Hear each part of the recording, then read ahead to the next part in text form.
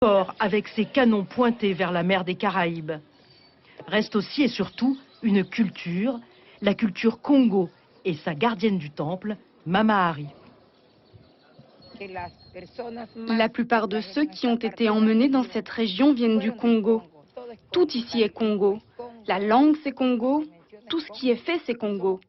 Nous sommes Congo parce que nous sommes des Africains, des descendants d'Africains. Mama Hari est intarissable quand elle évoque les ancêtres et leurs souffrances pour bâtir ces immenses murs de corail. Les maîtres espagnols ont obligé les esclaves à s'immerger dans les profondeurs de la mer pour y couper ces coraux. 95% des habitants de Portobello sont d'origine africaine et la culture Congo fait partie intégrante de leur quotidien. Depuis 3 ans, ils ont même leur musée. Ici, on apprend comment les esclaves ont lutté pour leur liberté, comment ils ont adapté leurs connaissances traditionnelles à l'environnement local. Une histoire singulière qui a valu à la culture Congo d'être inscrite depuis novembre 2018 au patrimoine culturel immatériel de l'UNESCO.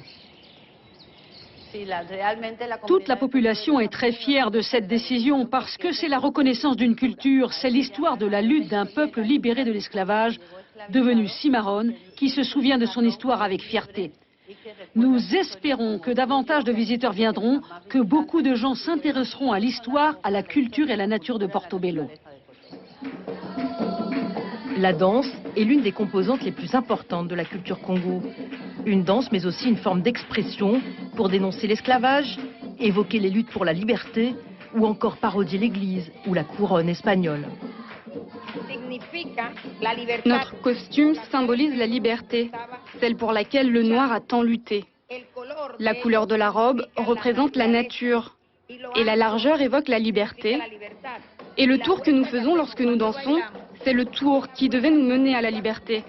C'est pourquoi cette danse est libre, parce qu'elle nous mène à la liberté.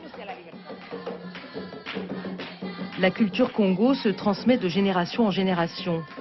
Les jeunes perpétuent cet héritage des esclaves africains. Ils sont les garants de leur histoire, ici, à Portobello. Suivez l'info sur Guyana Première, télé, radio et Internet.